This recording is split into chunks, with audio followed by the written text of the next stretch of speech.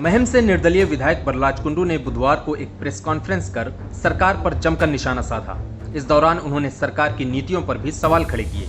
उन्होंने कहा कि किसान के साथ फसल बीमा कंपनियां घोटाला कर रही हैं, लेकिन सरकार मौन धारण किए हुए है। इससे साबित होता है कि इसमें सरकार की भी मिलीभगत है।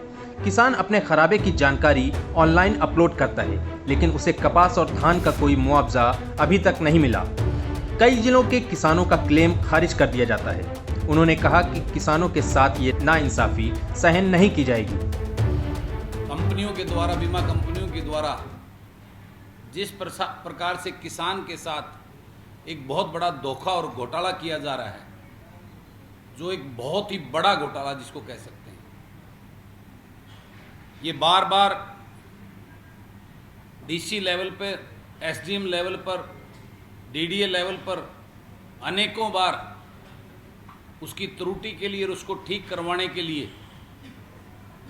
उनसे मिलते रहे हैं। सब इस बात को मानने को तैयार थे, डीसी लेवल पे भी, एसडीएम लेवल पर भी, डीडीए लेवल पे भी, कि एक किसान के साथ गलत हो रहा है।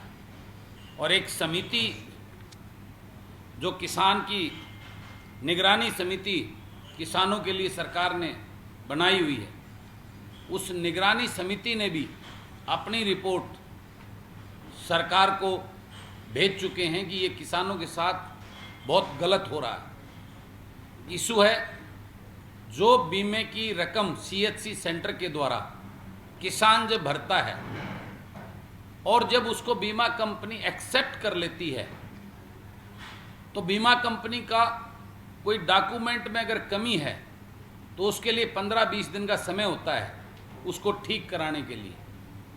लेकिन बीमा कंपनियों के द्वारा पैडी का और कॉटन का जो बीमा किसानों ने करवाया था, पैडी के ऊपर कोई ऑब्जेक्शन नहीं किया, कोई पैसा वापस नहीं किया गया, क्योंकि पैडी के अंदर नुकसान दिखा नहीं रखा था। कॉटन के ऊपर जींद, हिसार और मेरे रोहतक की कुछ बेल्ट में कॉटन के ऊपर 60% से लेकर 100% तक का नुकसान, जो वहाँ पर पूरी उसकी सर्वे भी हो चुकी, पूरी उसकी रिपोर्ट भी जा चुकी और उसका कई करोड़ रुपए, सैकड़ों करोड़ रुपए का मुआवजा तैयार हो चुका था।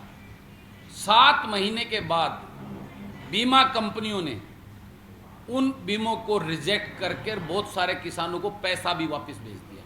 7 महीने के बाद जब उनका क्लेम उनके पास जा चुका था, प्रति एकड़ 32 हज़ार रुपये, लगभग जींद, हिसार और रोहतक कुछ कैथल की बेल्ट को मिलाकर लगभग 4,500 किसानों का इस प्रकार का मसला है। मैंने आज सुबह एग्रीकल्चर विभाग से भी इसकी जानकारी ली, अनऑफिशियली, मैं नाम नहीं बताऊंगा अधिकारियों का।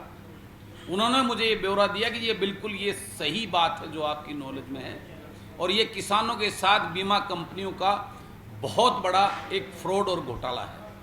और इस बात के बारे में अनेकों बारें प्रयास भी किए हैं डिपार्टमेंट ने, लेकिन वो बीमा कंपनियां इतने बड़े उसकी हैं कि उनको किसी की सुन नहीं रहे। सरकार लेवल पर इसका कोई प्रयास नहीं किया जा रहा। ये किसानों के साथ एक बहुत बड़ा घोटाला और धोखा है।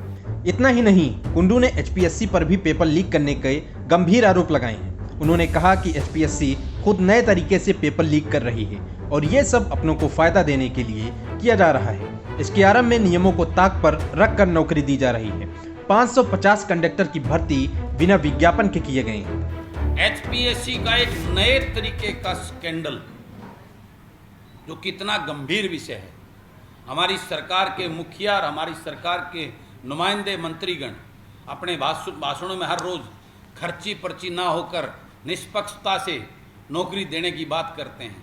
आप सबके सामने होगा, 2 दिन से सोशल मीडिया पे चल रहा है कि एचपीएससी ने एक नया तरीका इजाद करके इस पेपर को लीक करने का काम किया है। 2022 का जो एचपीएससी का एचसीएस के लिए जो पेपर था, उस पेपर को ऐसे तरीके से बदलकर कि सेम उसके क्वेश्चन की डिटेल बदल दी।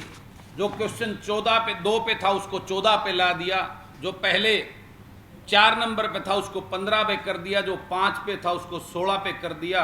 79 था उसको 17 पे कर दिया, 80 वाले को 18 पे कर दिया, 81 को 19 पे कर दिया। इस प्रकार उनकी वो चेंज करके नंबरिंग, और वही पेपर 32 क्वेश्चन सेम उसके अंदर डोप करके एक नया तरीका ईजाद करके अपने लोगों को बेनिफिट देने का काम किया है। और 4 क्वेश्चन जिसमें राम और श्याम सिर्फ नाम बदलकर उसके अंदर ऐड कर दिए गए। ये इतना बड़ा एक धोखा है जिसकी कंप्लेंट सेक्रेटरी को लिखित में जो है ना उन अभ्यर्थियों के द्वारा दे भी गई है, जो आप सबने शायद पढ़ी होगी। ये कितना बड़ा एक घोटाला जो सरकार आज बात करती है, दावे करती है, ये पेपर लीक का सिस्टम नए नए तरीके ईजाद करके आज प्रदेश के युवा को ठगा और लूटा जा रहा है। इससे बड़ा चिंता का विषय है। दिल्ली के जंतर मंतर पर धरने पर बैठे पहलवानों के बारे में उन्होंने कहा कि हमारे प्रदेश की बेटियां न्याय की गुहार लगा रही हैं, लेकिन सरकार आरोपी को बचाने में जुटी हुई है। सरकार इस गंभीर मुद्दे पर चुप है और लोग पूछ रहे हैं ये कैसी सरकार है। आज खिलाड़ियों का हाल, आज आप सब जानते हैं मेरे प्रदेश की वो बेटियां जंतर मंतर पर बैठकर जिस प्रकार से अपने साथ हुए शोषण के लिए न्याय मांग रही हैं, और सरकार की तरफ से चुप्पी साध कर इस मुद्दे को इतना जो है ना वो किया जा रहा है। और जो वो उनका कल्प्रिट, वो बदमाश, वो आज भी जो है उनके ऊपर आज मैं सोशल मीडिया पर उसने जिस प्रकार की टिप्पणी उनके हमारी बहन बेटियों के लिए की है, कब क्या हुआ, कैसे क्या हुआ, जरा बताओ तो सही। यानी इतना खुला आम, और उसको कोई पूछने वाला नहीं है। ये एक सवाल इस प्रदेश की जनता पूछती है, ये कैसी सरकार है। चंडीगढ़ से संजय सिंह, पंजाब केसरी टीवी।